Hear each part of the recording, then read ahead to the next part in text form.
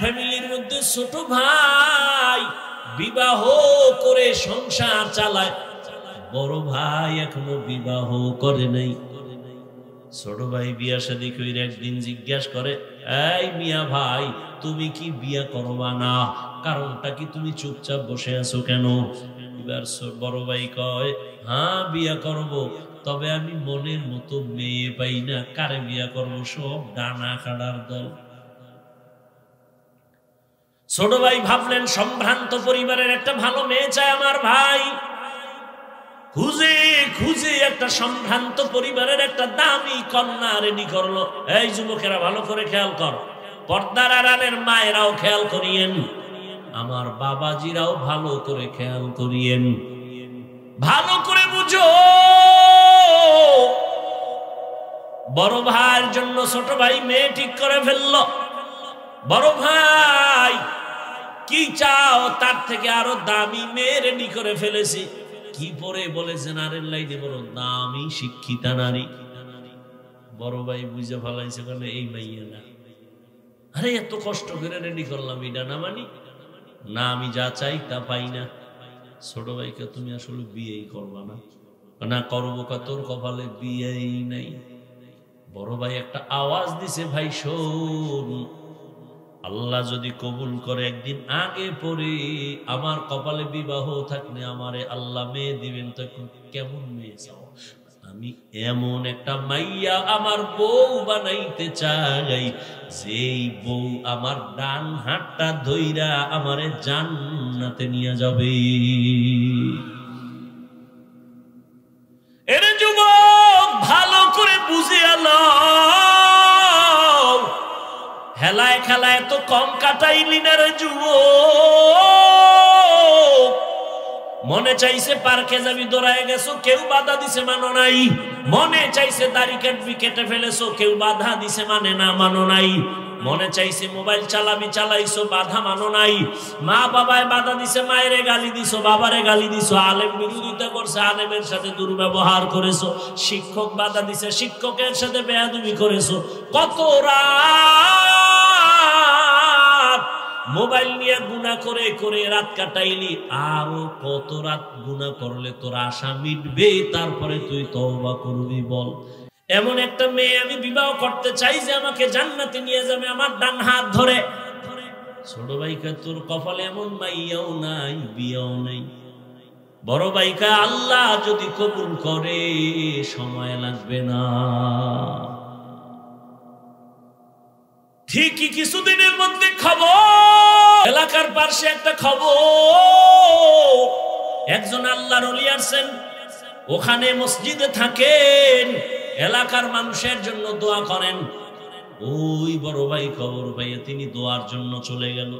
ফজরের নামাজ ওখানে পড়িয়া আল্লাহর ওলির সাথে একান্তে কথা বললেন, হযরত আমার জন্য একটু দোয়া করবেন, আমি যেন আল্লাহর পথে চলতে পারি।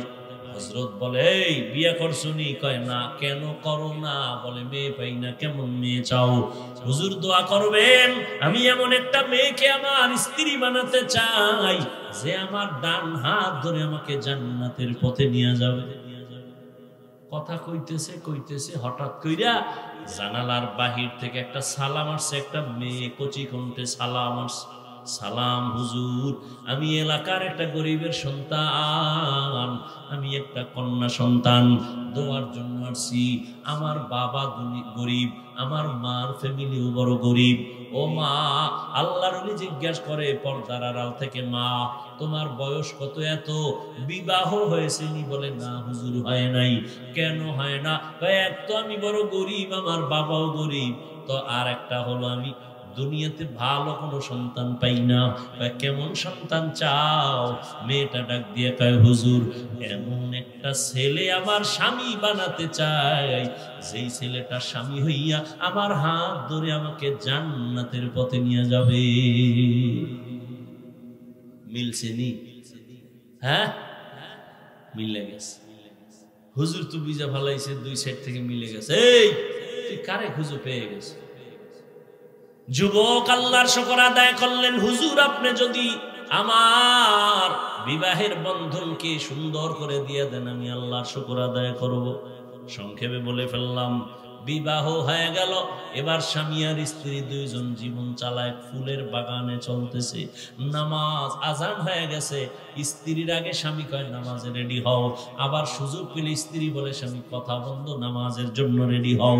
রাতের বেলা ঘুমানোর সময় ওযু করে করে ঘুমায়, ফজরের সময় স্ত্রী আগে সজাগ হলে স্বামীরে ডাক দেয় উঠো, আবার স্বামী যদি সজাগ হয় স্ত্রীকে ডাক দেয় তাড়াতাড়ি উঠো নামাজ আদায় করো। আর তাহাজ্জুদে কান্না করে, হে মালিক, জীবনের আশা সবই পূরণ করছো, এখন আমার জীবনের আর একটা আশা আছে, আমার আর স্বামীর স্ত্রীর নেককার সন্তান দেও, একটা তোমার খাস বান্দা তুমি আমাদের দান করো। দুইজনে যখন দোয়া শুরু করেছেন, গভীর রাতে আল্লাহর আদালতে দোয়া কবুল হয়ে গেল, ভালো একটা নেককার সন্তান তাদের গর্ভে চলে আসলো। যুবকেরা খেয়াল করিও, ভালো একটা সন্তান তাদের গর্ভে চলে আসলো। এবারে ইবাদত চলতেছে, কান্না চলতেছে, দোয়া চলতেছে। সন্তান যখন দুনিয়াতে আসে, দুনিয়াতে আসার পর এবার প্রথম কাজ হলো ডান কানে আজান দিবে, বাম কানে ইকামতের আওয়াজ দিবে। এবার আওয়াজ দেওয়াই হয়ে গেল সুন্নত অনুযায়ী। এবার দ্বিতীয় হাত, 7 দিন যখন হবে চুল ফালাবে, একটা সুন্দর নাম রাখবে। চুল ফালাইয়া নবীর তরিকে একটা সুন্দর নাম রাখছে, শেষে নামটা বলবো, বাসায় গিয়া নামটা খুঁজে ইতিহাস খুঁজে খুঁজে বের করবি। নাম রাখছে সুন্দর। এরপরে মা বাবার হক হলো সন্তানের আদব শিক্ষা দাও। আল্লাহ রাসূলুল্লাহ সাল্লাল্লাহু আলাইহি ওয়া আলিহি ওয়াসাল্লাম, মান গুলিদা লাহু ওয়ালাদুন ফালইহসিন ইসমাহু ওয়া আদাবা, ফাইদা বালাগা ফালিউযাওবিজহু, ফাইন বালাগা ওয়া লাম ইউযাওবিজহু ফাআসাবা ইসমান ফাইন্নামা ইসমুহু আলা আবি। মা বাবার প্রথম সন্তানের আদব শিক্ষা দেও। দুনিয়াতে সবথেকে আদব শিক্ষা দিছে রহমতের নবীর আদর্শ। সন্তানটারে এবার আদব শিখাইয়া অল্প বয়সে যুবক বড় দামি হয়ে গেল, সুনাম অর্জিত হয়ে গেল। এই যুবকের এত পাওয়ার, মা বাবার দোয়া লাইগে গেছে কপালে। এই যুবক এখন যেখানে যায় সেখানে শুধু ইসলামের আওয়াজ, সুন্দর আওয়াজ, কালেমার পতাকার আওয়াজ। মিশরে গিয়া হাত দিছে, জালেম ধ্বংস হয়ে গেছে। বাইতুল মুকাদ্দাস আমাদের প্রথম কিবলা, ইহুদি বেঈমানেরা দখল করেছে। এই যুবক সিরিয়াটারে দখল করেছে, এই যুবক মিশর বিজয় করেছে। এই যুবক বাইতুল মুকাদ্দাসের জালেম থেকে মসজিদকে নিরাপদে নিয়ে আসছে। ও যুবক বাবারা, এই মা বাবার দোয়া পাইয়া যেই সন্তান দুনিয়ায় নাম করে গেছে, ইতিহাসের পাতায় তার নামে এখনো স্বর্ণাক্ষরে লেখা আছে। গুগলে গিয়া সার্চ দিয়া নামটা বাইর কইরা জীবনীটা বইরা দেখবি। ও যুবক, সেই যুবকের নাম সালাউদ্দিন আইয়ুবী রাহমাতুল্লাহি আলাইহি। গুগলে গিয়া সার্চ দিবি সালাউদ্দিন আইয়ুবীকে, বের করবি। সালাউদ্দিন আইয়ুবীর ইতিহাস পড়ো, দুনিয়া কম্পন শুরু হয়ে গেছে যার নামে। তুমিও তো সেই যুবকেরই একটা লাইনের সন্তান।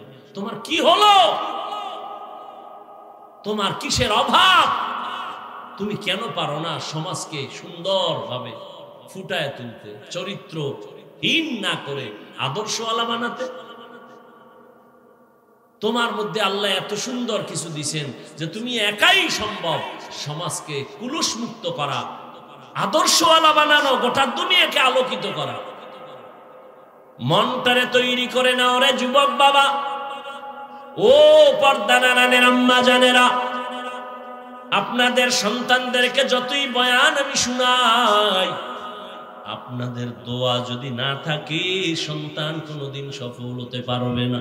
অনাশহাদু আল্লা ইলাহা ইল্লাল্লাহু ওয়াহদাহু লা শারীকা লাহু লা জিদ্দা লাহু ওয়া লা নিদ্দা লাহু ওয়া লা مثل له ونشهد أن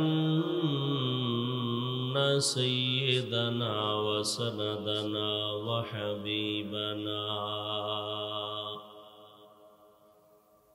وحبيب ربنا وطبيبنا وطبيب قلوبنا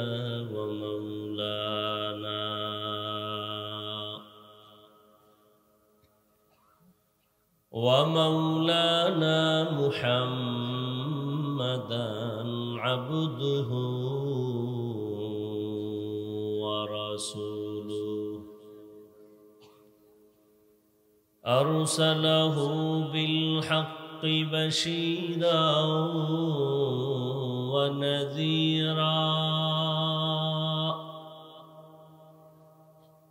وداعيا إلى الله بإذنه وسراجا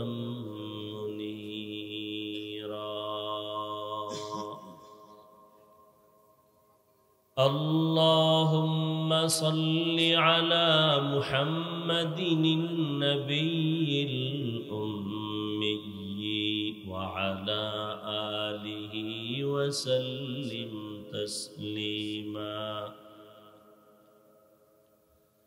وبعد فأعوذ بالله من الشيطان الرجيم بسم الله الرحمن الرحيم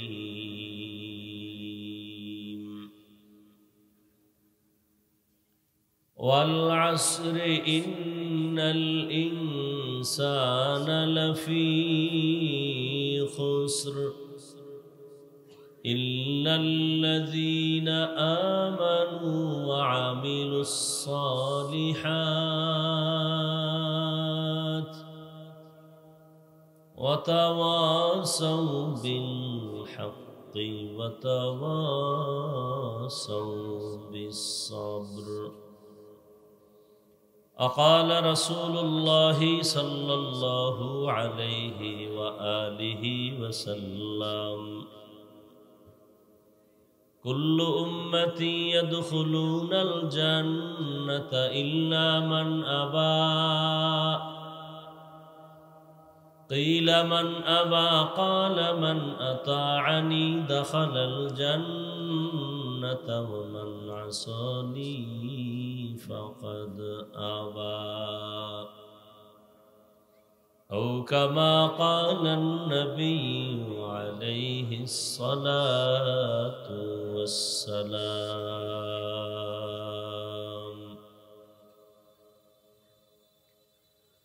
صدق الله مولانا العظيم وصدق رسوله النبي الأمي الكريم ونحن على ذلك من الشاهدين والشاكرين والذاكرين والحمد لله رب العالمين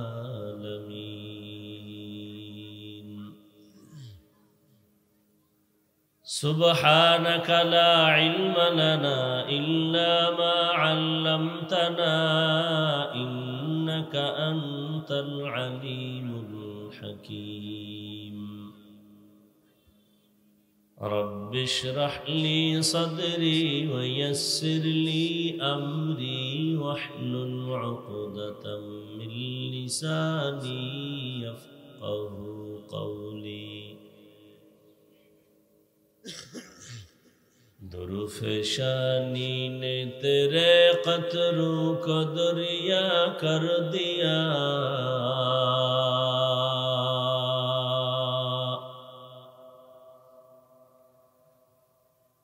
درفشانی نے تیرے قطروں کو دریا کر دیا दिल को रोशन कर दिया आँखों को बीना कर दिया दिल को रोशन कर दिया आँखों को बीना कर दिया हकीकत खुल जाएगी बवक़्ते इम्तिहान तेरे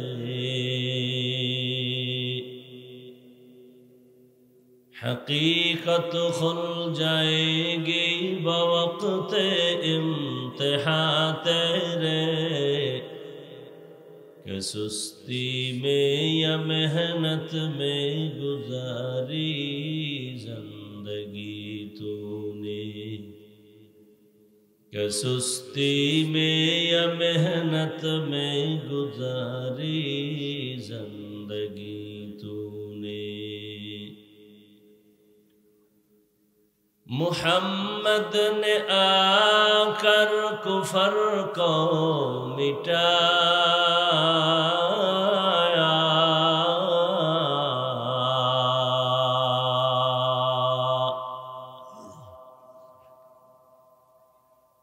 मुहम्मद ने आकर कुफर को मिटाया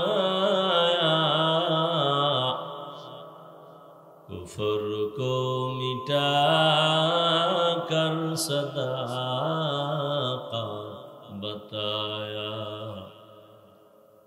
कुफर को मिटा कर सदाक़त बताया ला इलाहा इल्लल्लाह ला इलाहा इल्लल्लाह ला इलाहा इल्लल्लाह ला इलाहा इल्लल्लाह ला इलाहा इल्लल्लाह ला इलाहा इल्लल्लाह ला इलाहा इल्लल्लाह ला इलाहा इल्लल्लाह ला इलाहा इल्लल्लाह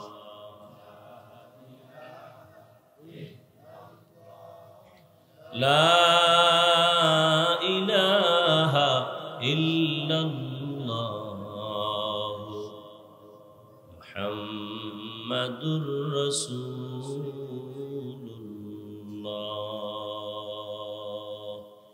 এই সাউন্ড ঠিক করো, কথা খুব টানতেছে, সাউন্ড আরো স্মুথলি বানাও।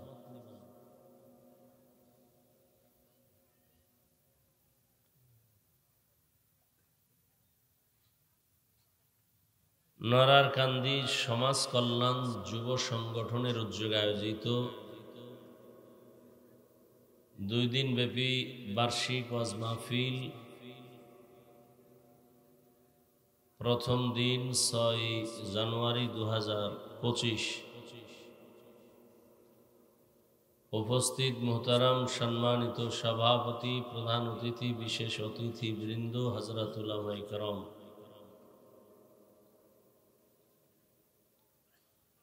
আল্লাহ পাকের দরবারে শুকর যে আল্লাহ আমাদেরকে সুস্থ রেখেছেন এবং এই বরকতি মজলিসে আসা বসার তৌফিক দান করেছেন।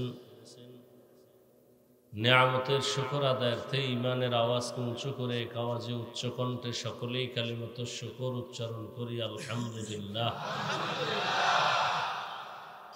পিছন থেকে কি মাইক দেওয়া আছে? এদিকে ওদিক দিয়া শুধু পিছনে কয়টা?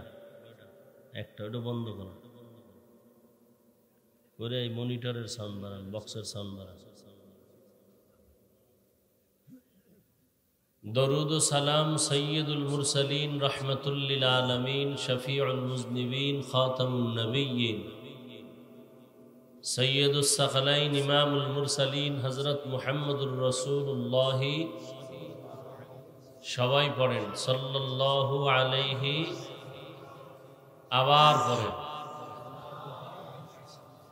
নবীজির নামে দরুদ পড়লে গুনাহ হবে না সওয়াব? বেশি বেশি দরুদের আমল করেন। দরুদ পড়লে দুনিয়ায়ও লাভ, আখিরাতেও লাভ।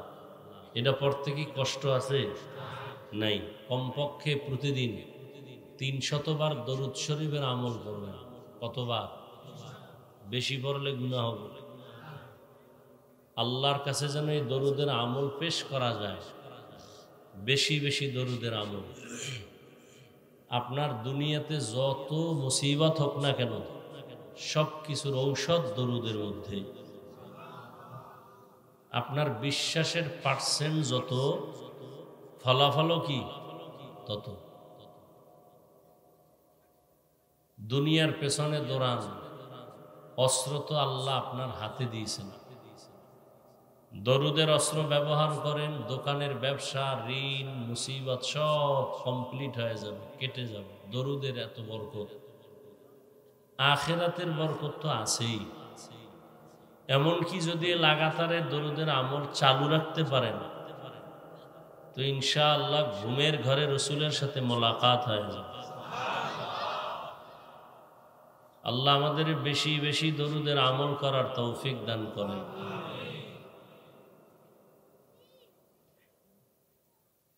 উলামায়ে হযরত আলোচনা রেখেছেন, ইনশাআল্লাহ আগামীকালকেও রাখবেন, আপনারাও আসবেন। উলামায়ে কেরামের কথাগুলো সহি তরিকায় শ্রদ্ধার সাথে আমল করার তৌফিক দান করে। উলামায়ে কেরামের ইজ্জতকে আল্লাহ বেশি বেশি বাড়ায় দেন। যারা উলামায়ে কেরামদের বিরুদ্ধাচরণ করে বিভিন্ন প্রক্রিয়ায়, লেখার মাধ্যমে, বলার মাধ্যমে, আল্লাহ তাদের হেদায়াত দান করে। আমি আপনাদের দোয়া নেওয়ার আশায় হাজির হয়েছি এবং সংক্ষিপ্ত কিছু কথা বলার নিয়তে কোরআনে হাকিমের শেষের দিকে একটি আপনাদের পরিচিত সূরা ওয়াল আসরে সূরা তিলাওয়াত করেছি। নবীজির হাদিস থেকে এক টুকরো হাদিস পড়েছি। আয়াত ও হাদিসের আলোকে ইখলাস ও রুহানিয়াতের সমন্বয় কিছু কথা বলার মতো, আপনাদেরকে শুনবার মতো সহি তরিকায় সহি নিয়তে আল্লাহ আমাকে আপনাদের সকলকেই কবুল করেন। ওয়াল আসর, আসরের শপথ। ইন্নাল ইনসানা লাফি খুসর, নিশ্চিত পৃথিবীর সমস্ত মানুষগুলো জাহান্নামী। ইল্লা, কিন্তু,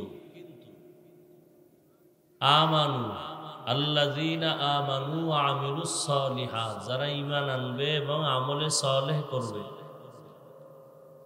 ওয়া তাওয়াসাউ বিল হক ওয়া তাওয়াসাউ বিস সাবর, ঈমান ও আমলের দাওয়াত অন্যকেও দিবে, যারা বিরুদ্ধাচরণ করে তাদেরকে বাধা প্রদানে ধৈর্য ধারণ করবে। এই গুণে গুণান্বিত যারা, এরা জাহান্নামে যাবে না। নবীজি বলেন, কুল্লু উম্মতি ইয়াদখুলুনাল জান্নাতা ইল্লা মান আবা, সাবধান হে উম্মত, দুনিয়ার সমস্ত উম্মত নবী বলেন জান্নাতে যাবে, কিন্তু যারা আমি মুহাম্মদকে মানে না, অস্বীকার করে, তারা যাবে না। কিলা মান আবা, সাহাবায়ে কেরাম বললেন, হে আল্লাহর রাসূল, আপনাকে মানে না, তারা কারা? নবীজি বললেন, মান আতাআনি দাখালাল জান্নাহ ওয়া মান আসানি ফাকাদ আবা।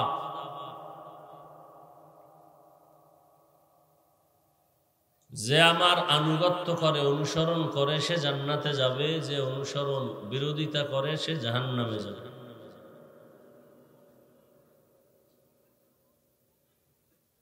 আয়াত ও হাদিসের তরজমা শেষ। হাদিসের উপরে 2-3 মিনিট একটু ব্যাখ্যা করি সামান্য। এদিকে মাইক নাই, এদিকে কোণার থেকে আওয়াজ আসে কেন? এদিকে কেন? ওই আওয়াজ আসবে কেন? এই বক্সের আওয়াজ থাকলে আওয়াজ আসবে কেন? কমে এই বক্স ঠিক করো, কানে আওয়াজ স্পষ্ট না হইলে তো সমস্যা। একটু খেয়াল করবেন হাদিসে কি বলা হলো, সব উম্মত জান্নাতে যাবে, যারা নবী মানে না তারা যাবে না। আপনাদের থেকে আমি প্রশ্ন করে জবাব নিব, একটু খেয়াল করেন। সাহাবায়ে কেরাম জিজ্ঞাসা করলেন, ইয়া রাসূলুল্লাহ, আপনাকে মানে না তারা কারা? নবীজি জবাব কি দিলেন? যারা মানে না তারা কারার জবাব না দিয়া আগে একটু মোহাব্বতের আওয়াজ দিয়ে বললেন, মান আতাআনি দাখালাল জান্নাহ, যে ব্যক্তি আমার অনুসরণ করবে, অনুকরণ করবে, সে জান্নাতে যাবে। এ কথাটার বিপরীত কথা কি দাঁড়াতে পারে বলতে পারবেন? খেয়াল করেন নাই? সাহাবায়ে কেরামের প্রশ্ন, নবী আপনাকে মানে না তারা কারা? নবীজি ওই জবাব পরে দিলেন, আগে বললেন যে আমার অনুসরণ করবে সে জান্নাতে যাবে। তাহলে বিপরীত কথা কি দাঁড়াতে পারে বলেন? যে নবীজির অনুসরণ করবে না সে জাহান্নামে যাবে, তাই তো? কিন্তু নবী এ কথা এখানে বলেননি। আবারও খেয়াল করেন, সব উম্মত জান্নাতে যাবে, যারা নবীকে মানে না তারা জাহান্নামে যাবে। সাহাবায়ে কেরাম বললেন, ইয়া রাসূলুল্লাহ, আপনাকে মানে না তারা কারা? নবীজি ডাইরেক্ট তাদের কথা না বলে বললেন, যারা আমার অনুসরণ করবে তারা জান্নাতে যাবে। বিপরীত কথা দাঁড়ায়, যারা নবীর অনুসরণ করবে না তারা কই যাবে? নবী এ কথা বলেননি। তাহলে নবী কি বলছেন? এবার শেষে নবী বলেন, মান আসানি ফাকাদ আবা, যে আমার বিরোধিতা করবে সে জাহান্নামে যাবে। যে বিরোধিতা করবে সে কোথায় যাবে? জাহান্নামে যাবে। এখান থেকে একটা পয়েন্ট আপনাদের মনে রাখবেন, ওয়াজ মাহফিল আসলে কিছু নেওয়ার জন্যই তো, কিছু মেসেজ নিতে হবে। কতক্ষণ চিল্লায় ফাল্লায়া শরীর গরম বানায়া এরপরে দৌড়ায় গেলাম, ফজর পড়লাম না, এই ওয়াজ দিয়া কি হবে? এ ওয়াজ দিয়া চলতেছে, ওয়াজ চলতেছে চলতেছে, ফলাফল জিরো। না হয় এত মুসলমান এই দেশে, এত আলেম, এত পীর, এত মাদ্রাসা, এত মসজিদ, এরপরও আমরা দুর্বল, আমরা পরাজিত। কি আপনারা বলেন দেশ স্বাধীন হয়েছে, দেশ স্বাধীন করে আপনারা নাক টেনে ঘুমাইতেছেন, আর ওদিকে মহিলারা সাংবাদিক সম্মেলন করতেছে, আমাদের দেহ ব্যবসার অধিকার ফেরত চাই। আর আপনারা এখানে স্বাধীন স্বাধীন কইয়া নাকে তেল লাগায় ঘুমাইতেছে। এই স্বাধীনের অর্থ কি? স্বাধীন স্বাধীন বলতেছেন, আবার আইনজীবীর গলায় ছুরি চালাচ্ছে। কত মানুষ অসহায় অবস্থায়।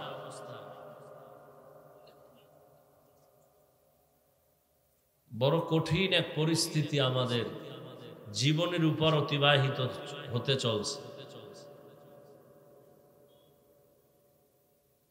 আর প্রত্যেকের হাতে তো জাহান্নামের ফ্যাক্টরি, মেডিসিন, কি সবার। বাচ্চাও এই নিয়ে ব্যস্ত, বাবাও ব্যস্ত, মাও ব্যস্ত, সন্তানেরাও ব্যস্ত, হুজুরও ব্যস্ত, ইমাম সাহেবও ব্যস্ত, মুক্তাদিরাও ব্যস্ত। Mobile mobile mobile. আল্লাহ সবাইকে হেদায়াত দান করে।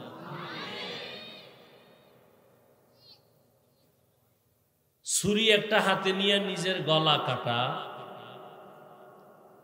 এটা ডাইরেক্ট দেখতে খুব খারাপ। আমাদের এই সমস্ত অঞ্চলে তো দোতলা ঘর হয়, কাঠের, হয় না?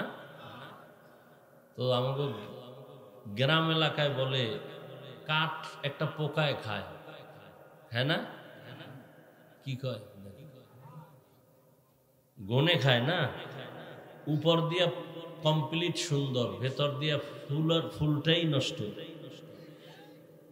এই মোবাইলওয়ালাদের উপর দিয়ে যাও কিছু আছে, ভিতর কিচ্ছু নেই, চরিত্র নাই, লেখাপড়া নাই, চেহারা নাই। কি চিল্লেস না, চুপ।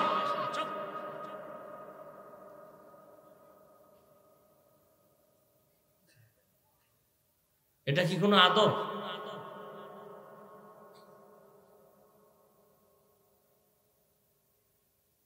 একটা দূরের মানুষকে কথা শুনে না জোরে বলা যায়, মা বাবা পাশে বসা, সামনে বসা, হেইনি কোনো সন্তান চিল্লানো আদব। কোনো আলেম সামনে বসা, এখানে চিল্লা চিল্লির কি আছে? আমি কথাগুলো বুঝাইতেছি, বুঝার কথা, এখানে তো চিৎকারের কিছু নেই। এটা তো আদব না মজলিসের।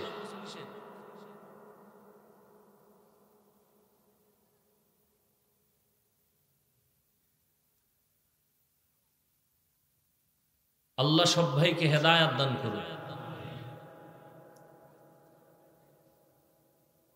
যারা মোবাইল চালায় তাদের কাছে অনুরোধ, বিশেষ করে আমার যুবক বাবারা, বাসায় গিয়া গুগলে সার্চ দিবার টাচ মোবাইলে শরীরের অঙ্গের কি কি ক্ষতি হয়, চিকিৎসা বিজ্ঞানীরা বিস্তারিত ওখানে সব লিখে দিয়েছে। মুরব্বীরা আপনারা না দেখলেও কথাগুলো শুনে যান। আমরা এত পাগল হই না যে আবল তাবল কিছু বলে গেলাম, একটু শুনেন ভালো করে। বাবা তো হইছেন, আলোচনাটাও শুরু করছি সূরা আসর দিয়া।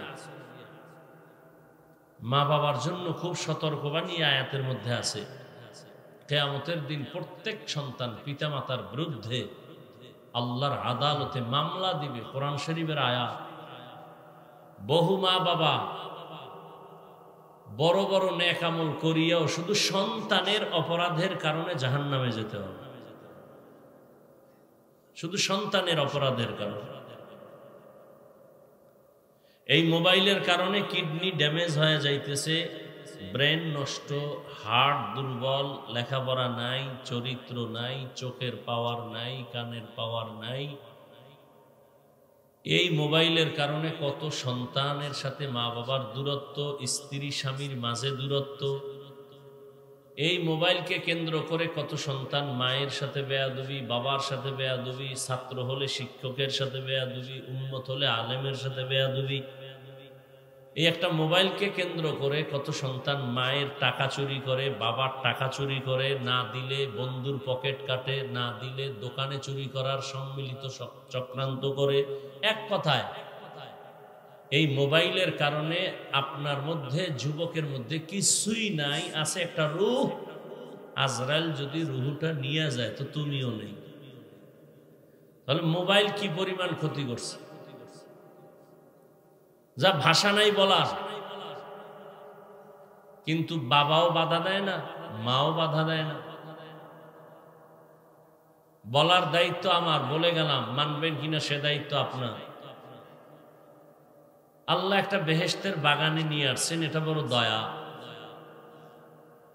কিন্তু কপাল পুরাটা ভালো করতে পারলেন না। বেহেশতের বাগানে বৈশাও মোবাইল নিয়ে ছবি তুলতেছেন, যেটা সম্পূর্ণ গুনাহের কাজ।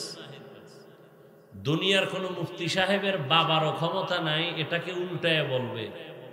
সরকারের বিশেষ কোনো প্রয়োজনে অথবা মদিনার অর্ডারে ছবি তোলা জায়েজ, সওয়াব না, জায়েজ। জায়েজ মানে সওয়াব না। ঠেকায় পড়ছেন, এখন কি করবেন? কহে এটা করা জায়েজ। আর একটা হলো জায়েজ না করা ভালো। যেমন আপনার মইরা যাবেন অবস্থায় এখন আপনার মরা গরু ওখানে আছে, তো মরাটা তো খাওয়া হারাম। জান বাঁচানোর জন্য যদি আপনি মনে করেন তাহলে এটা জায়েজ, আপনার জন্য এটা আবশ্যকীয় না, জায়েজ। চাইলে আপনি এটা গ্রহণ করতে পারেন। কিন্তু বেহেশতের বাগানে যে এমনি এমনি ছবি তুলেন, এটা হারাম, হারাম, হারাম, কবিরা গুনাহ, কোনো সন্দেহ নেই। করতেছেন, আমরাও আপনাদের সাথে ঝগড়া করি না। যাও বলি, খুব নরম হইয়া বলতেছি, যাতে আপনার অন্তরে গিয়া ধাক্কা না লাগে, বাড়ি না লাগে, কষ্ট না পান। এরপরও কষ্ট পেয়েই যান। এরপর আবার ফাঁকে ফাঁকে কই আল্লাহর হস্তে মাফ করে দিয়েন, বেয়াদবি নিয়েন না। আর কিভাবে বুঝাবো বলেন তো? এখানে আমার ব্যক্তিগত কি স্বার্থ? কোনো স্বার্থ নাই। স্বামী আর স্ত্রীর মাঝে আজকে দেওয়াল হয়ে গেছে, দেয়াল, পর্দা এই মোবাইল। মা বাবা সন্তানের মাঝখানে আজকে দেয়াল হয়েছে ঝগড়ার এই মোবাইল। তাজা তাজা প্রাণ কেড়ে নিয়েছে এই মোবাইল। বেহেশতের বাগানে বসছেন, করতেছেন মোবাইল হাতে নিয়ে কবিরা গুনাহ। আপনার কত ভাব তা তো বলাই যায় না, কি ভাবে আপনি আছেন। খুব পাওয়ার নিয়ে বসছেন। আপনি বলবেন পাশের এক বন্ধুরে, এত হুজুর ওয়াজ করে কেউর লাগে না, ওনার এত লাগে কেন? এই ওনারে বাদ দাও। আমগো আকাম বাদ দেওয়া যাবে না, হুজুর বাদ দাও, আমগো আকাম চলবে। ওয়াজ উপলক্ষে মার্কেট, দোকানপাট, বেলুনের দোকান, খেলনার দোকান, সেখানে আবার আলাদা আর এক জগৎ। এটা বেহেশতের জগৎ, এটা জাহান্নামের জগৎ। ওখানে মেয়েরাও ঘুরে, যুবকেরাও ঘুরে, যুবতীরাও ঘুরে, নারী পুরুষ ঘুরতেছে। তাহলে 2 দিন ব্যাপী বেহেশতের বাজার, ঠিক পাশে আছে জাহান্নামের বাজার। কি ওখানের ওই কবিরা গুনার দায়ভার কারা নেই? হ্যাঁ, এক জায়গায় গিয়া দেখি বয়ান কততম, 22তম তাকে বার্ষিক মাহফিল। কমিটির লোকেরা ডাকলাম। কারা কমিটির? সভাপতি, সেক্রেটারি, 5টা 6টা এলো। নামাজও পড়ে না, দাড়িও রাখে না। তুমি 22 বছর ওয়াজ করাও, তোমার হেদায়েত হয় না কেন? কিসের ওয়াজ করাও? মানুষকে দেখাও বাপ, মাস্তানি, বাহাদুরি। যে আমরা 3 দিন ওয়াজ করি, আর এক দল চেয়েছে কঠিন ভাবে আমরা 4 দিন করাবো। ওরা কোন বক্তা আছে? এই লেভেল। আমরা হাই লেভেলের বক্তা নিয়ে আসবো, দেখাই দিব। দেখাই দিতেছে, দেখাই দেওয়া বয়ান চলে, হেদায়াতের বয়ান চলে। গাছ ভালো হলে ফল ভালো হবে।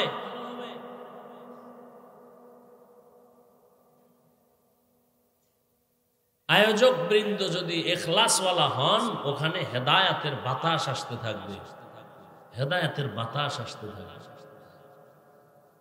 ওয়াজ উপলক্ষে দোকান কেন? বেলুনের দোকান কেন? খেলনার দোকান কেন? সেখানে মেয়েরা ঢুকে কেন? বেপরদায় কবিরা গুনাহ, তাজা তাজা কবিরা গুনাহ হয় কেন? কি প্রয়োজন? এখান থেকে রাজৌর তো দূরে না, মাদারীপুর দূরে না, প্রয়োজনে সেখানে যাও। হ্যাঁ, 2-1টা চায়ের দোকান, বিস্কিটের দোকান থাকতে পারে। খেলনার দোকান কেন? বেলুনের দোকান কেন? সেখানে আবার মেয়ে ছেলে যাবে কেন অবাধে? এই বেহেশতের বাগানে কি হলো? শুধু এখানে কি, সব জায়গায়, সারা দেশের এই হাল। শুধু বাংলাদেশে যুবকেরা লিখে রাখিস, একটা জায়গা আমার দৃষ্টিতে পাইছি, বাংলাদেশে লক্ষ লক্ষ মানুষ সেখানে থাকে। 1 দিন 2 দিন 3 দিন 4 দিন, শত শত দোকান, একটা খেলনার দোকান নাই। লক্ষ লক্ষ মানুষ সেখানে থাকে, বয়ান শুনে। মহিলা কেন, একটা বাচ্চা মেয়েকেও 3-4 দিন ওই পুরো। একটা জায়গা আছে বাংলাদেশে যেটার নাম শুনলে তোর ঘুম হারাম হয়ে যায়, কলিজা জ্বলে। আটরশি না? কোথায়? দুনিয়ার সব জায়গায় ঘুরলি, ওখানে যাইতে ভাল লাগে না? কত ডাকাত, কত সন্ত্রাসী তসবি হাতে নিয়ে, পাগড়ি নিয়ে জিকিরের লাইনে দৌড়াচ্ছে। আর তুমি এখানে ভাই ফেসবুকে বিরোধিতা করো না? মাহলায় তোমার কপালটা আলাদা বানাইছে, যে কারণে রসুলের বয়ানেও কালেমা পড়ে না। কেমন কপাল! যেই রসুলের চেহারা মোবারক দেখলেই মোহাব্বত লাগায় জাহান্নাম হারাম, সেই রসুলকে 1 দিন 2 দিন না 13 বছর পর্যন্ত দেখলো, বয়ান শুনলো, কালেমা কপালে আসলো, এর নাম কপাল। এই নিকৃষ্ট বেঈমানকে জানেন? যে রসুলকে 13 বছর দেখলো, যে নবীকে দেখলে পেটের ক্ষুধা থাকে না, এত বরকতি নবী আমার, সেই রসুলকে 13 বছর দেখেও কালেমা পড়ে না, নিকৃষ্ট এই বেঈমান কে? আর অন্যদিকে 27 বছরের একটা যুবক তরবারি নিয়ে দৌড়ায়, নবীকে জবাই করে ফেলবে। কয় বছরে? নবীরে দেখেই তরবারি ফালায় কয়, নবী মাফ করে দেন, কালেমা পড়ে। এর নাম কফার। তো নবী বললেন সব উম্মত জান্নাতে যাবে, যারা আমাকে মানে না তারা যাবে না। সাহাবায়ে কেরাম বললেন, ইয়া রাসূলুল্লাহ, আপনাকে কারা মানে না, অস্বীকার করে, তারা কারা? রহমতের নবী বললেন, আমার অনুসরণ যিনি করবে তারা জান্নাতে যাবে, যারা বিরোধিতা করবে তারা জান্নাত পাবে না, জাহান্নামে যাবে। এখান থেকে আমরা কি শিক্ষা পেলাম এইটা বুঝাইতে গিয়ে দূর আসলাম যে অশুনা না, কিছু নিতে হবে। গুনাহ নিয়ে ঢুকছি, গুনাহ মুক্ত হয়ে বের হবে, এই নিয়ত নিয়া কয়দিন আর বাহাদুরি করবেন? যারা দুনিয়া দুনিয়া দুনিয়া দুনিয়া জিকির করে, কই যারা দুনিয়া চায়, এরা দুই চায়, দুই দুনিয়ার পিছনে যারা আখেরাত বাদ দিয়ে দৌড়ায়, কয় জিনিস চায়? একটা চায় সম্মান, আর একটা চায় শান্তির জীবন। কিন্তু দেখেন তো, প্রত্যেকটা দুনিয়াদারের সম্মানও নাই, শান্তির জীবনও। মাইয়ার জ্বালা, পোলার জ্বালা, বউয়ের জ্বালা, বাইরের জ্বালা, ভেতরের জ্বালা, মামলা, উপর ঝামেলা, হামলা, এই ঝামেলা। এরপরে বিল্ডিং উঠেছে, লাভ কি? ঘুমাইতে পারে না, এখন বিল্ডিং থুয়ে জঙ্গলে ঘুমায়। একবার ফুলের মালা, ফাইনালে জুতার মালা। এই সম্মান দিয়ে কি লাভ হবে? আমি কি বানায় বলতেছি? এর সে তো খেরের ঘর ভালো। হ্যাঁ, মনে রাখবেন, শিক্ষা নেন। টাকা দিয়ে সম্মান কিনলে প্রথমে ফুলের মালা, ফাইনালে কি? যারা দুনিয়া দুনিয়া করো, কত উপরে উঠছো বলো তো? আর আমরা যারা আখেরাত আখেরাত করি, আমরা কত নিচে নামছি বলো তো? আল্লাহ হেদায়েত দান করুন। মান কানা ইউরিদুল আজিলাতা আজ্জালনা লাহু ফিহা মা নাশাউ লিমান নুরিদ সুম্মা জাআলনা লাহু জাহান্নাম ইয়াসলাহা মাযমুমান মাদহুরা।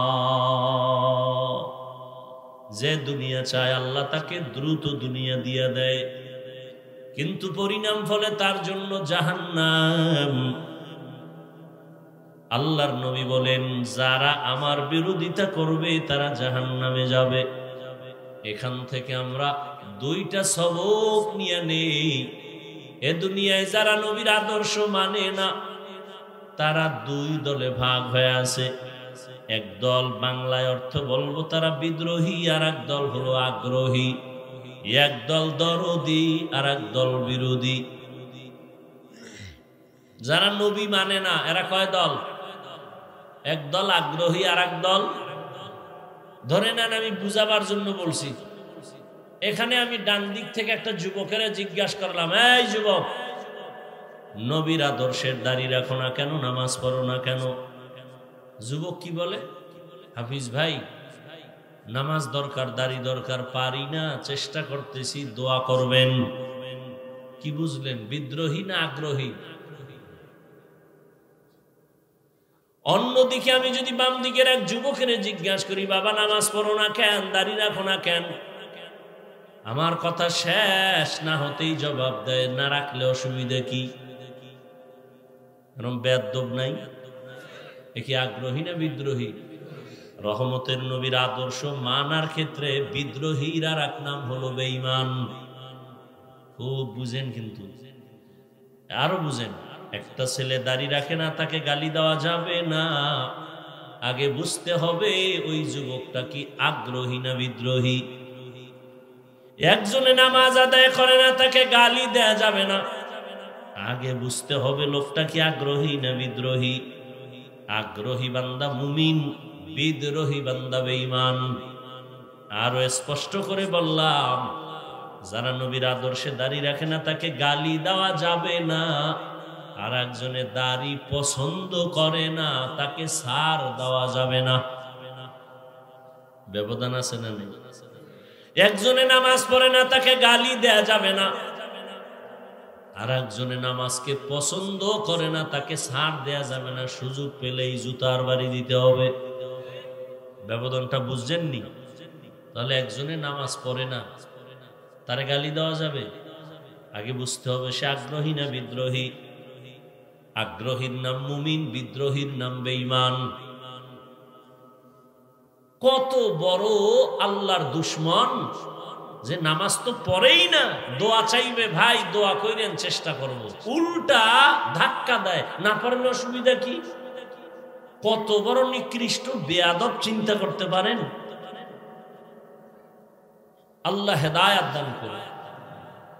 এবার আসেন হাদিস নিয়ে কিছু কথা বললাম, এবার সূরাটা নিয়ে আলোচনা করি। ওয়াল আসরি ইন্নাল ইনসানা লাফি খুসর। সাউন্ডটা আর সুন্দর হয় না?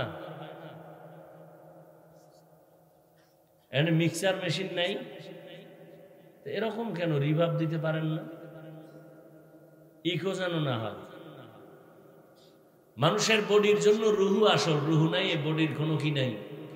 আমাদের বয়ানের এই লাইটও দরকার নাই, প্যান্ডেলও দরকার নাই। আমাদের মূল বয়ানের রুহ বাহ্যিক দৃষ্টিতে হলো সাউন্ড, আর বাকি গায়েবী যেটা সেটা আল্লাহর রহমত। বুঝেন না কথা? এজন্য বারবার বলে, আপনাদের তো হয়তো একদিন দুই দিন, আমাদের তো প্রতি রাত চিল্লেই তো আছে। টাইম মতো ঘুম না থাকলে, খানা না থাকলে, এবার এতগুলো মানুষকে আবার বয়ান করে শোনানো, আর জার্নি তো কি কষ্ট।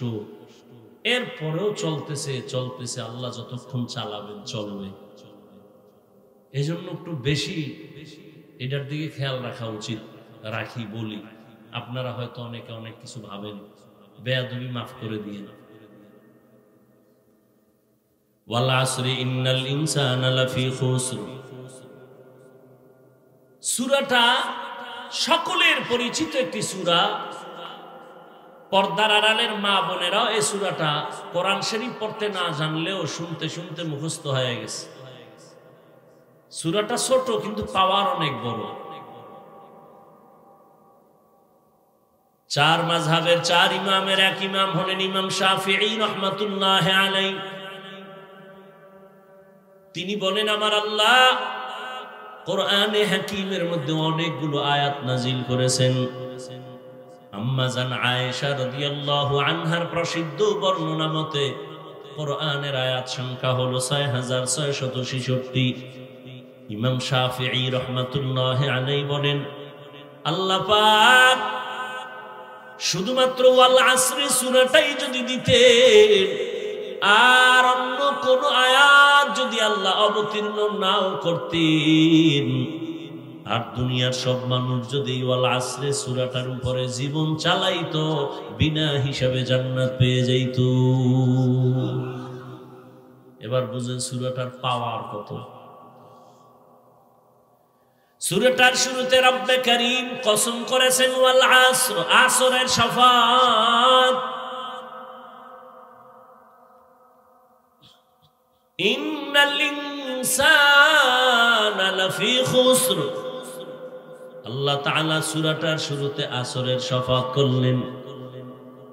এই রকম এখানে না, অনেক জায়গায় আমার আল্লাহ শপথ করে করে সূরা নাজিল করেছেন। ওয়াস সামাঈ যাতিল বুরুজ ওয়াল ইয়াউমিল মাউউদ ওয়া শাহিদিন ওয়া মাশহুদ ওয়াশ শামসি ওয়া দুহাহা ওয়াল কমারি ইযা তালাহা ওয়ান নাহারি ইযা জাল্লাহা ওয়াল লাইলি ইযা ইয়াগশাহা والتين والزيتون وطور سينين وهذا البلد الأمين। বারবার আল্লাহ শপথ করেছেন। আমরাও একে অন্যের সাথে কথা এক সময় এক পর্যায়ে মাঝে মাঝে কসম করি না? একজনের আমি একটা কথা বললাম, সে বলে কথাটা এমন না, আমি বললাম এমনই, কয় মানি না। আমি বললাম কসম মেনে নে, কসম খেয়ে বলছি, হ্যাঁ এখন মানি। তাহলে আমরা যে কসম খাই, আমাদের কসমের কারণ হলো সন্দেহ দূর করা। ও রাজৈরের মুসলমান ও যুবক, জবান খুলে একটু জবাব দেও, আল্লাহর কোরআন সত্য নাকি মিথ্যা? দুনিয়ার সব মানুষ যদি আল্লাহর কোরআন মানে তাহলে সত্য, না না মানলেও সত্য। এই কালামে জিন্দা কুরআনে হাকিম, হিকমতে উলা ইয়াজালসতু কাদিম। এই জায়গাটা খালি কেন? সামনে এত জায়গা খালি কা? এই যদি ওদিক থেকে বরকত আয় তাহলে মাঝখানে আটকে যাইবে, আমরা ভাবো না। আর এদিক দিয়ে যদি বরকত শুরু হয় তাহলে ওদিকে ভাইব না, মাঝখানে জায়গা খালি। এই বুদ্ধি দিছে কে তোমাকে? এনে ওগুলা দিয়ে মানুষ বসাইও, এ বরকত নষ্ট হয়, বুঝাইতে পারি না, যার মনে যা চায়। ওই যে বললাম না, বেশি কিছু বললে বলবে বক্তা বাদ দাও, আমগো যা করি এটা বাদ দেওয়া যাবে না। এ কথা কেউ বলবে? বলেন তো। এই মাঝখানে এটা ফাঁকা কেন? এই কোন বক্তা বলবে? বক্তা অস করতে আইসে, অস করে চলে যাবে, এত টেনশনের টাইম কি? আর আমার তো মাথায় বাড়ি লেগে গেছে যে বরকত তো কমে যাব। আমার তো মাথার মধ্যে এটা ঢুকছে যে এত ফাঁকা তো রাখা যাবে না। এই এত ফাঁকা রেখে নামাজ হবে? কেন হবে না? কারণ নাই? বলেন না কেন কারণ নাই? তাহলে ওখানে কারণ থাকলে এখানে থাকবে না কেন? নামাজের কাতারে এত ফাঁকা হয়, তো এটাও তো একটা বরকতি মজলিস, এত ফাঁকা হবে কেন? বরং রসুলের সুন্নত কি 3 জায়গায় ফাঁকা রাখবা না। কয় জায়গায়? 3 জায়গায়। নামাজের কাতারে আর দ্বীনি মজলিসে শয়তান মাঝখানে জায়গা নেই। এই মাঝখানে তো শয়তান বয়ে রয়েছে, হয়তো ওদিকের বরকত হইলে আমরা ভাবো না, এদিক দিয়ে শুরু হইলে আপনারা ভাইব না। কথা বুঝেননি? বেয়াদবি মাপ চাই ভাই, মুরব্বীরা আপনাদের দোয়া নিয়েই তো চলে। আমার তো আর এলেম কালাম কিচ্ছু নেই, তারপরও চাই যে আল্লাহর মোহাব্বত থেকে যেন আমরা কেউ বঞ্চিত না।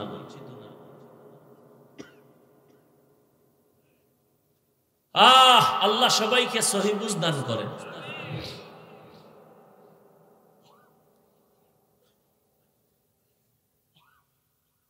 তো আল্লাহ পাক শপথ করলেন কেন? কোরআন তো সত্য, কেউ মানুক আর না মানুক, মানলেও সত্য না মানলেও সত্য। আল্লাহর কথা তো সবই সত্য। কসম কাটলেন কেন? আমরা কসম কাটি সন্দেহের জন্য, দূর করে দেই। আল্লাহর কোরআনে কি সন্দেহ আছে? তাহলে আল্লাহ কসম খাইলেন কেন? বারবার কসম খাইলেন। তিনের কসম, জৈতুনের কসম, তুরে সিনার কসম, নিরাপদ শহর মক্কা নগরীর কসম কেন খাইলেন? এর বিস্তারিত কথার সংক্ষিপ্ত জবাব হলো, আল্লাহর সব কথাই সত্য, গুরুত্বপূর্ণ, তবে কসমের কথাটা আরো গুরুত্বপূর্ণ বুঝাবার জন্য। 2 নম্বর কথা হলো, আল্লাহ যেই জিনিসের উপর কসম করবেন ওই জিনিসটা অনেক দামি, এটা বুঝাবার জন্য। যেমন ওয়াল আসর, আসরের শপথ করলেন, আসর বড় দামি একটা সম্পদ। আসমানের কসম করেছেন, আসমান বড় একটা অমূল্য সম্পদ। জমিনের কসম খেয়েছেন, জমিন বড় দামি একটা সম্পদ। সূর্যের কসম খেয়েছেন, সূর্য বড় দামি একটা সম্পদ। দুনিয়ার বড় বড় বড় বড় বেঈমান ওই সূর্য দেখা চিন্তা করে করে কালেমার পতাকায় ঢুকছে। এত বিশাল সূর্য কে বানাইলেন? এটা কেমনে চলে? সকালে ঘুরতেছে ঘুরতেছে ঘুরতেছে, আবার সারা দুনিয়ার মানুষের আলো দিয়া আবার জাগায় সকালে সেই সূর্য হাজির। আল্লাহ তাআলার এগুলো এক একটা নিদর্শন। আসমান একটা নিদর্শন। এই প্যান্ডেল টানাইতে কত পরিমাণ খুঁটি, আরো পারলে ডেকোরেটর ওয়ালারা আরো খুঁটি দিতে চায়। এই প্যান্ডেলে এতগুলো খুঁটি যদি দেওয়া লাগে, আল্লাহর আসমান 7টা আল্লাহ টানায় রাখছেন, কোনো খুঁটির কোনো প্রয়োজন হলো না। নিচের থেকে খুঁটি নাই, উপর থেকে রশির কোনো টানাও নাই। এগুলো জ্ঞানী যারা ভাবতে থাকবে আর বলবে রব্বানা মা খালাকতা হাযা বাতিলা সুবহানাকা ফাকিনা আযাবান নার। আল্লাহ তুমি অনর্থক কিছু বানাও নাই। আসরের শপথ করে আল্লাহ বুঝাইলেন আসর বড় দামি, এটাকে তুমি যদি দাম দাও তো তোমারও দাম বেড়ে যাবে। এরপরের কথাগুলো আরো গুরুত্বপূর্ণ। আল্লাহ বলেন ইন্নাল ইনসানা লাফি খুসর। কসম খাইয়া কথাটার গুরুত্ব বাড়াইলেন, আবার ইন্না নিশ্চয়ই তাকিদ দিলেন। সব দুনিয়ার মানুষ অবশ্যই জাহান্নামী। দেখেন তো, একদিকে কসম খাইলেন, আবার তাকিদ দিলেন দুইটা। ইন্না এক তাকিদ, লাফি লাম তাকিদ, বারবার তাকিদ দিয়া বললেন দুনিয়ার সব মানুষগুলো জাহান্নামী, একজন মানুষও বাদ নাই। আল ইনসানের আলিফ লাম ইস্তেগরাকি, সব মানুষ। বাংলাদেশের প্রতিটি মানুষ জাহান্নামী, আমেরিকার মানুষ জাহান্নামী, লন্ডন লেবাননের মানুষ জাহান্নামী। এক কথায় জমিনের একটা মানুষও জাহান্নামী না বলার কোনো উপায় নাই। এই আয়াত তার দলিল, সব মানুষ জাহান্নামী। তুমি এটারে হালকা মনে করবা, শপথের সিল লাগাই দিছে, ওয়াল আসর, শপথ, কোনো সন্দেহ করা যাবে না। এরপরে আবার ইন্না নিশ্চয়ই, আরো মজবুত, লাফি খুসর, অবশ্যই জাহান্নামী। এতগুলো কথা এত তাকিদ দিয়া শোনার পরে কি মনে হয় আল্লাহর কথা মিথ্যা? সব মানুষ জাহান্নামী কসম খাইয়া কইছেন, তাকিদ দিয়ে কইছেন, সন্দেহ করা যাবে? তাহলে এবার আর নামাজ রোজা করে লাভ কি? আল্লাহ শপথ করেই যদি বলে সব মানুষ জাহান্নামী, তাহলে আর ইবাদত করে লাভ কি? কথা কি শেষ? আল্লাহ কয় যতই তাকিদ দিছি, কিন্তু নামের ব্রেক লাগায় দিছি, ইল্লা কিন্তু। সব মানুষগুলো জাহান্নামে যাবে, কিন্তু 4 গুণওয়ালারা জাহান্নামে যাবে না। কয় গুণ? ইল্লাল্লাযীনা আমানু ওয়া আমিলুস সালিহাত ওয়া তাওয়াসাউ বিল হাক্কি ওয়া তাওয়াসাউ বিস সাবর। 1 নাম্বার গুণের নাম ঈমান, দ্বিতীয় গুণের নাম নেক আমল। প্রথম গুণের নাম কি? দ্বিতীয় গুণের নাম কি? ভালো করে খেয়াল করেন। আল আসরে সূরাটা সবার প্রিয় একটা মুখস্থ সূরা।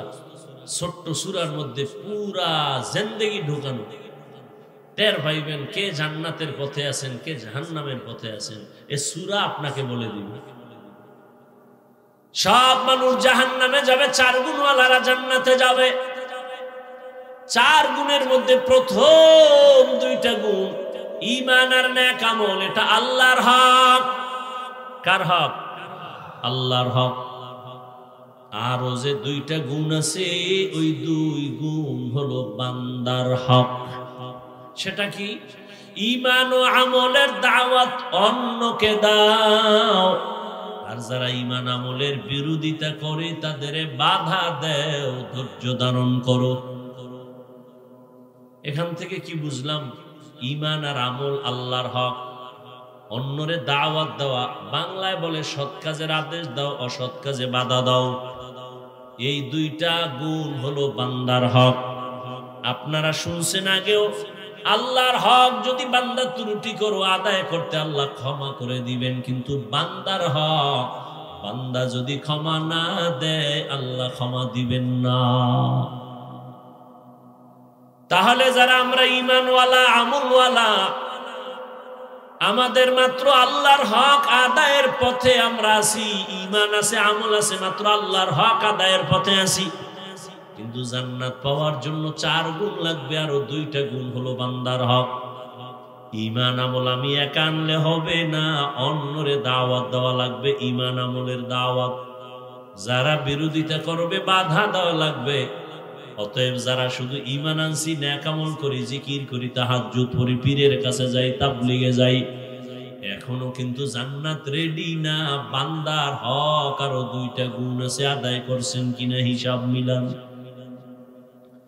আল্লাহর হক আদায়ে যদি ত্রুটি থাকে আল্লাহ ক্ষমা দিবেন। বান্দার হক যদি ত্রুটি থাকে, বান্দা ক্ষমা না দিলে আল্লাহ দিবেন না। যেমন আমি শুরুতে একটু আওয়াজ দিছিলাম, এবার বলি, অন্যরে দাওয়াত দেওয়া, অন্যকে, অন্যের জবাব আল্লাহ কোরআনে বলেন, ইয়া আইয়ুহাল্লাযীনা আমানু কু আনফুসাকুম ওয়া আহলিকুম নারা ওয়াকুদুহান নাসু ওয়াল হিজারা আলাইহা মালাইকাতুন গিলাদুন শিদাদুন লা ইয়াসুনাল্লাহা মা আমারাহুম ওয়া ইয়াফআলুনা মা ইউমারুন।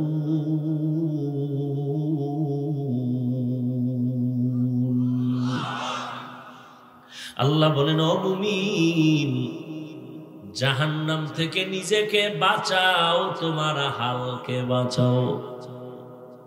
প্রত্যেক মা বাবার জন্য আহাল তার সন্তান, স্বামীর জন্য আহাল তার স্ত্রী, শিক্ষকের জন্য আহাল তার ছাত্র, ইমাম ও খতিবের জন্য আহাল মসজিদের মুসল্লি, ওয়ার্ডের মানুষ, মেম্বরের আহাল, চেয়ারম্যানের আহাল, ইউনিয়নের মানুষ, সরকারের আহাল, গোটা দেশবাসী, ওলামায়ে কেরামের আহাল, গোটা দুনিয়ার মুসলমান উম্মত। মা বাবা জাহান্নাম থেকে নিজেকে বাঁচাবেন, তারপরের দায়িত্ব আপনার সন্তানের বাঁচাবেন। স্বামী, আপনি জাহান্নামের আগুন থেকে নিজেকে বাঁচাবেন, তারপরের দায়িত্ব স্ত্রীকে বাঁচাবেন। শিক্ষক, জাহান্নামের আগুন থেকে নিজেকে বাঁচাবেন, তারপরের দায়িত্ব আপনার আহাল ছাত্রকে জাহান্নামের আগুন থেকে বাঁচাবেন। ইমাম খতিব সাহেব, জাহান্নামের আগুন থেকে আগে নিজেকে বাঁচাবেন, দ্বিতীয় দায়িত্ব আপনার আহাল মুসল্লিদেরকে জাহান্নামের আগুন থেকে বাঁচাবেন। এবার অন্য মানে আহাল, মা বাবার আহাল সন্তান। ও মা বাবা, আপনি নামাজ পড়েননি, রোজা রাখেননি, পর্দা করেননি, এটা আল্লাহর হক। এরপরে আপনার সন্তান, এরা যারা, এদের নামাজের দাওয়াত দিছেননি, নিজে পর্দা করেন, সন্তান পর্দা করে কিনা খবর নিছেননি। কিয়ামতের দিন আল্লাহ সন্তানদের ডাকবেন আর জিজ্ঞাসা করবেন, এই সন্তান, নামাজ পড়ছনি? বলে পড়ি নাই। রোজা রাখছনি? বলে রাখি নাই। কেন? এবার সন্তান বলবে, আমার কোনো দোষ নাই, আমি দুধের দোয়া। তো সমস্যা কি? আমার আব্বা আম্মা সব ঝামেলা। তাই বলে, হ্যাঁ, দলিল কোরআনের আয়াত, সূরা আহজাব 67 নম্বর আয়াত। সন্তান বলবে, রব্বানা ইন্না আতা'না সাদাতানা ওয়া কুবারানা ফাআদাল্লুনাস সাবিলা। ও আল্লাহ, আমি বেনামাজি হই নাই, আমার মা বাবা আমারে বেনামাজি বানাইছে। রমজানে আমার আম্মা মাঝে মাঝে বলতো, সাহারি খাইয়া রোজা রাখ। আব্বাজান কইছে, খবরদার, চেহারা নষ্ট হয়ে যাবে। এরম বাপ নাই? রোজা রাখলে কি নষ্ট হবে? ওই আব্বাজানের জিজ্ঞাসা করতে মনে চায়, এই বাপ নামের কলঙ্ক, রোজা রাখলে চেহারা নষ্ট হবে? এবার তাকায় দেখো, মোবাইল চালাইয়া সারা রাত রুমের মধ্যে গুনা কইরা কইরা চেহারা ভাঙছে। এটা ঠিক কর। সারাটা রাত তোমার সন্তান দরওয়াজা জানালা বন্ধ করে মোবাইলের দিকে তাকাইয়া তাকাইয়া কবিরা গুনাহ, কবিরা গুনাহ, কবিরা গুনাহ দেখে দেখে চেহারার মধ্যে নূর নাই, চেহারাটা নষ্ট। তোমার এই সন্তানের চেহারাটা ভালো বানাইবা কেমনে? বিয়ার আগেই চেহারাটা নষ্ট হয়ে গেল, যৌবন শেষ, জীবন শেষ। বাবায় বাধা দিল, সন্তান মানবে না। কারণ যেই সময় বাধা দেওয়ার নিয়ম ছিল সেই সময় মা বাবায় আদর দিছে, আরো করো, সময় মতো বাধা দেয়। দুনিয়াটা উল্টে গেছে কেমনে জানেননি?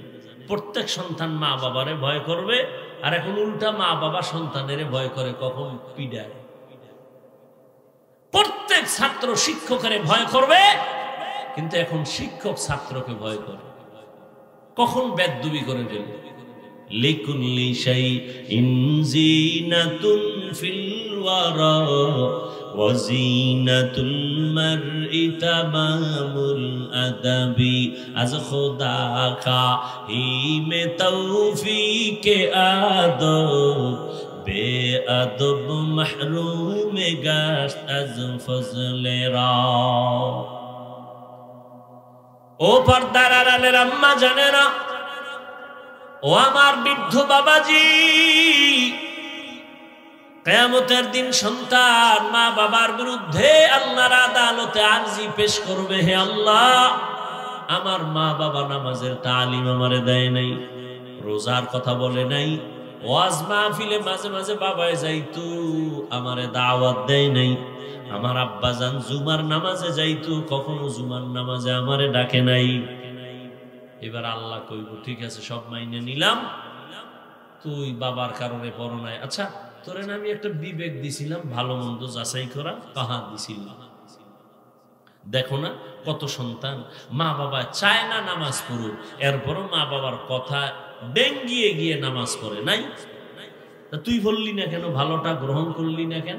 সন্তান বলবে, আল্লাহ এটা আমার বিবেকের সাথে অন্যায় করে ফেলেছি। কথা হলো আমার তো এটা ইনসাফের আদালত, আজকে বিবেকের বিচার হবে।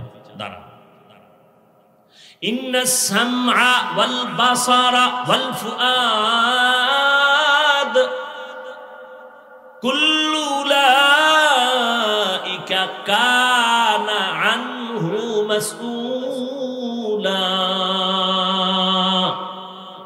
চোখের বিচার হবে, কানের বিচার হবে, দেমাগের বিচার হবে, বিবেকের বিচার হবে। আল্লাহ যখন এই কথাই বলবেন, সন্তান বলবে আমার একটা দাবি আছে। কি আছে? আল্লাহ যেই মা বাবার কারণে দাড়ি রাখতে পারি নাই, মা বাবার বয়ানের অভাবে নামাজি হতে পারি নাই, ও আল্লাহ আমার দাবি হইল, আমারে যদি তুমি ফিডা একটা দেও, আমার মা বাবারে দুইটা দেওয়া লাগবে। আমারে যদি এখনো কি তওবা করবি না? মনে মনে কত শখ ছিল, জাহান্নামের বাগানে যাবি, পার্কে যাবি, মেয়েদের নিয়ে আড্ডা দিবি, নাচ গান করবি, কত শখ জীবনে মিটাইলি, এখনো কি তোর বাকি আছে? আরো গুনাহ করবি, তারপরে তওবা করবি। তবে আগে আমাকে বল, তোর হায়াতের আর বাকি কয়দিন? করোনার ভেতরে যুবকের লাশ আর লাশ, ছাত্র জনতার আন্দোলনে তাজা যুবকের লাশ, ঘুমের বিছানায় যুবকের লাশ, পানির নিচে যুবকের লাশ। আমাদের বরিশাল রোডটার মধ্যে এমন একটা দিন নেই অ্যাক্সিডেন্ট হয় না। আর যুবকদের জন্য নতুন ভাবে মরণের আর এক ফাঁদের নাম হলো মোটর সাইকেল, বাইক। কি ওটার উপরে উঠলেই তো শরীর আগুন হয়ে যায়, কি এর ঠান্ডা বলি না? আর পেছনে যদি কোনো বিপরীত পাশ থাকে তা তো আরো আগুন। ধাম করে গিয়ে বাসের চাক্কার তলে ভিড়ে গেছে। টেলিফোন আসছে বাসায়, মা ধরছে, কে? কয় সন্তানের মা। বাবারে দে, বাবায় ধইরা কয় কে তুমি? বলে তুমি নাই, গাড়ি নিয়ে অমুক জায়গায় আসো, লাশটা নিয়ে যাও। বানায় বলতেছি, তুমি মনে করছো তুমি সুস্থ, অনেকদিন বাঁচবা, তোমার পরিকল্পনা ঘুমের টুপিটা দেখবা নাই, কালকে এই টাইমে তুমি হতে পারো লাশ। কি অসুস্থ মানুষ, ডাক্তার কয় যা পারো খাওয়ায় দাও, বাঁচবে না, কিন্তু সেই অসুস্থ লোকটা লাঠি নিয়ে এখনো হাঁটে, সুস্থ মানুষটা তার সামনেই মরে গেল। ও আমার কলিজার যুবক বাবা, রাগ করিও না, বেয়াদবি মাফ করিয়া দিও। অথচ তোমার মতো আমি যে এতক্ষণ তোমারে বয়ান শুনাইলাম, একবারও কিন্তু বলি নাই আমি পাস করলি টুপি মাথায় দিছি, তোরা দে, না হয় জাহান্নামে যাবি, একবারও বলি নাই। আমি এতক্ষণ যে বয়ান শুনাইলাম, আমি কওমি মাদ্রাসার সন্তান, একবারও বলি নাই তুমিও কওমি মাদ্রাসায় না গেলে তোমার কপাল পুড়ে যাবে। আমি তাবলীগের লাইনের সন্তান, পীরের একজন মুরিদ, একবারও বলি নাই তুমি যদি পীরের কাছে না যাও, তাবলীগে না যাও, তুমি জাহান্নামী হয়ে যাইবে, একবারও বলি না। তো তোমার টেনশনও নাই, আমি দ্বিতীয়বার বলবো না, কোনো টেনশন নাই। আমি তোমারে হুজুর বানাইতে আসি নাই, বরং আমি তোমাকে চাই তুমি স্কুলে পড়ো, কলেজে পড়ো, চাকরি করো, ব্যবসা করো, ডাক্তার হও, ইঞ্জিনিয়ার হও, প্রফেসর হও।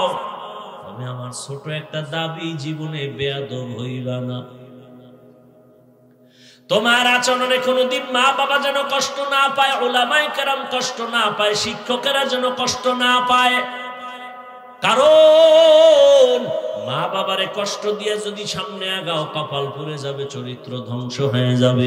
শিক্ষকের বরদোয়া যদি কপালে লাগে, শিক্ষার জগৎ থেকে হারায় যাওয়া। আলেমের বরদোয়া যদি কপালে নিয়ে নাও, জীবনে চরিত্রের রাস্তার খুঁজে পাইবা না। অতএব ডাক্তার হও, আদবওয়ালা ডাক্তার হইও। তাসনিমের মতো বেয়াদব যদি হও, জুতা খাইয়া পালাতে হবে। মা বাবার দোয়া, শিক্ষকের দোয়া, উলামায়ে কেরামের দোয়া নিয়ে সামনে আগাই ওরে যুবক। এবার একটু বাস্তবে তাকায় দেখো তো, জীবনে কোনোদিন মাদ্রাসায় পড়ে নাই, আলিফ বা তাও জানে না।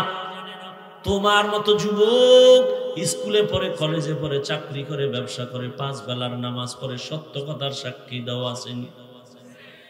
আর ওয়াজের দরকার নাই, এই কথাটাই তোমার জেহেনে ঢুকাও, বিবেকের প্রশ্ন করো। তোমার মতো যুবক যদি জেনারেল লাইনে থাইকে নামাজ পড়ে, বলো তুমি কেন নামাজ পড়তে পারো না? অবশ্যই তোমার কপালে কারো অভিশাপ লাগছে। তোমার মতো যুবক রাস্তায় গাড়ি চালায়, নামাজ ছাড়ে না, বলো তুমি কেন পারবা না? তোমার মতো যুবক নদীর মধ্যে মাছ ধরে, নামাজ পড়ে, কৃষি কাজ করে, নামাজ পড়ে, র্যাব, আর্মি, পুলিশ, বিডিআর এর চাকরি করে, নামাজ পড়ে, তুমি কেন পারো না? ওসি, ডিসি, এসপি, উকিল, ব্যারিস্টার নামাজ পড়ে, তুমি কেন পারো না?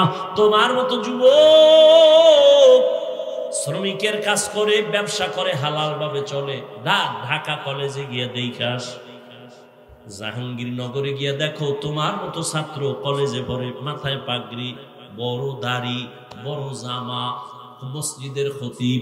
ও ভাই, তুমি কোন মসজিদের খতিব? বলে আমি কোনদিন খতিব কেন হব, আমি তো আরবি ভালো করে পারি না। এই অবস্থা কেন তোমার? বলে আমার মা বাবার দোয়া আর উলামায়ে কেরামের নেক নজর। বানায় বলতেছি নাই এরকম ছাত্র? তোমার সমস্যা কি? তোমার কপালে কার বরদোয়া লাগছে মনে হয়? নাইলে এইরকম খারাপ তো তুমি হইতে পারো না, তুমি তো মুসলমান। ঘটনাটা মনে আছে তো? শেষ 5 মিনিটে শেষ। বড় ভাই কি কইছে কও, নাইলে এটা আর কমই না। কি কইছে? এই দুনিয়ায় যত ভালো ভালো সন্তান আছে, মায়ের অবদান। এরে আম্মা জান, আপনাদের জীবন কত ধন্য। আপনারা নবীদের মায়ের মতো মা, সাহাবায়ে কেরামদের মায়ের মতো মা। আপনারাই তো খাদিজা রাদিয়াল্লাহু আনহার মতো দামি নারী, আয়েশা রাদিয়াল্লাহু আনহার মতো দামি নারী, ফাতেমা রাদিয়াল্লাহু আনহার মতো দামি নারী। এরে আম্মা জান, মনে কি চায় না একটা আদর্শ সন্তানের মা হয়ে কবরে যাবেন? সন্তানটারে ডাক্তার বানাবেন, ইঞ্জিনিয়ার, প্রফেসর বানাবেন, বেয়াদব বানাবেন না। আদবওয়ালা সন্তান যদি রেখে যান, ডাক্তার হবে, ডাক্তারি করিয়াও কোরআন পড়ে পড়ে মা বাবার জন্য দোয়া করবে। ও পর্দার আড়ালের মা, আপনার মতো কত মা এখন ওই অঞ্চলে পাওয়া যাবে। পর্দা করে, নামাজ পড়ে, বেপর্দায় চলে না, নামাজ ছাড়ে না, মোবাইলে সময় নষ্ট করে না, স্বামীর মাল হেফাজত করে, খেয়ানত করে না। এরে আম্মা জান, আপনি কেন পারবেন না? এখনো সময় আছে, তওবা করেন। জীবনে আর নামাজ ছাড়বেন না, বেপর্দায় চলবেন না। মা বাবা হইয়া সন্তানকে আদর্শ ডাক্তার বানানোর মেহনত করবেন, আদর্শ ইঞ্জিনিয়ার, প্রফেসর বানায় যাবেন। এখনো সময় আছে, তওবা করে মনে মনে আল্লাহর কাছে বলতে থাকেন। জীবনে স্বামীর মাল খেয়ানত করবেন না, মোবাইলে সময় নষ্ট করবেন না। ও আমার যুবক বাবারা, এখনো সময় আছে, তওবা করে নাও। মনেরে বুঝাইও রে মন, আমার মতো যুবক যদি স্কুল কলেজে পড়িয়া নামাজ পড়ে, আমি কেন পারবো না? আমার কপাল কেন এত খারাপ। এখন থেকে তওবা করো, মনে মনে আল্লাহকে বলো, হে আল্লাহ, জীবনে নামাজ ছাড়বো না, বেপরদায় চলবো না, দাড়ি কাটবো না, মা বাবারে কষ্ট দিব না, উলামায়ে কেরামের দোয়া নিয়া, শিক্ষকের দোয়া নিয়া, নবীর তরিকা মেনে চলবো। ও আমার বৃদ্ধ বাবাজিরা, আপনার মতো কত বুড়া মানুষ এখনো হাতে লাঠি নিয়ে মসজিদে গিয়ে নামাজ আদায় করে, আপনারা কেন পারবেন না? এখন থেকে তওবা করে তৈরি হয়ে যান। আল্লাহ আজরাইল আসার আগে আমি তওবা করে তৈরি হয়ে যাব। কোন দিন মরণ হবে জানা নাই। আর নামাজ ছাড়বো না, বেপরদায় চলবো না, মা বাবার দোয়া নিয়ে চলবো, শিক্ষকের দোয়া নিয়ে চলবো। আর কোনদিন নামাজ ছাড়বো না, বেপরদায় চলবো না, আল্লাহর নবীর তরিকার বাহিরে চলবো না। তওবা করার মতো যদি অন্তর তৈরি হয়, অন্তরে যদি কোনো মুনাফিকি না থাকে, যাদের অন্তরে তওবার খাঁটি নিয়ত আছে, খাঁটি তওবার নিয়তে দুটো হাত আল্লাহকে দেখাইয়া দাও। আয় আল্লাহ, হাতগুলো কবুল করে নেন, তওবা কবুল করে নেন।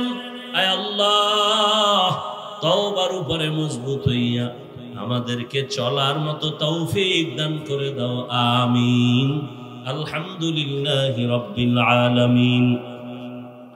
والصلاة والسلام على سيد الأنبياء والمرسلين وعلى آله وأصحابه أجمعين يا أرحم الراحمين يا أرحم الراحمين يا أرحم الراحمين رب ارحمهما كما ربياني صغيرا اللهم إنك عفو كريم تحب العفو فاعف عنا اللهم إنا نسألك رزقك والجنة ونعوذ بك من سخطك والنار اللهم إنا نعوذ بك من البرص والجنون والجذام وسيء الأسقام উদয়ার মালিক গুনাহের বোঝা নিয়ে আমরা হাত তুললাম। আয় আল্লাহ, আমরা উলামায়ে কেরাম, মুরব্বী, হাজী সাহেব, কত ব্যবসায়ী, চাকরিজীবী, পর্দার আড়ালের মা বোনেরা, যুবক বাবারা, ছাত্ররা হাত তুলেছেন। মেহেরবানি করে আমাদের জীবনের সব গুনাহগুলো মাফ করে দেন আল্লাহ। আয় আল্লাহ, মাহফিল কবুল করে নেন, আগামীকালের মাহফিল কবুল করে নেন, কামিয়াবির ব্যবস্থা করে দেন আল্লাহ, হেদায়েতের ওসিলা বানায় দেন আল্লাহ, এলাকায় শান্তি দান করেন, মা বোনদের আবেদা পর্দাওয়ালা বানায় দেন, সন্তানগুলো নেককার বানায় দেন, আমার কলিজার প্রত্যেক যুবকের দিনের খাদেম বানায় দেন, কোরআন পড়নেওয়ালা, নবীর আদর্শওয়ালা বানায় দেন। মোবাইলের গুনাহের থেকে হেফাজত করেন, মোবাইলের গুনাহের থেকে হেফাজত করেন, মোবাইলের গুনাহের থেকে হেফাজত করেন।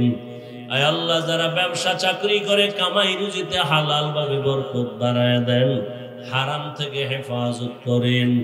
আয় আল্লাহ, সারা দুনিয়াবাসীকে মাফ করে দেন। আয় আল্লাহ, মুসলমানের ঈমান আমল হেফাজত করেন। আয় আল্লাহ, বিদেশের ঘরে যারা চাকরি ব্যবসা করে হেফাজত করেন, হালাল রিজিকে বরকত বাড়ায় দেন, বাংলাদেশ শান্তির দেশ বানায় দেন আল্লাহ, জালিমদের জুলুম থেকে হেফাজত করেন আল্লাহ, মাদ্রাসা মসজিদ গুলো কবুল করে নেন। আয় আল্লাহ, অন্যান্য শিক্ষা প্রতিষ্ঠানগুলো নবীর আদর্শে কবুল করে নেন, রিয়া হাসাদ কিবির দূর করে ইখলাস দান করেন। আয় আল্লাহ, তাকওয়া ওয়ালা সুন্নাত ওয়ালা জিন্দেগি দান করেন, ইজ্জতের জিন্দেগি দান করেন।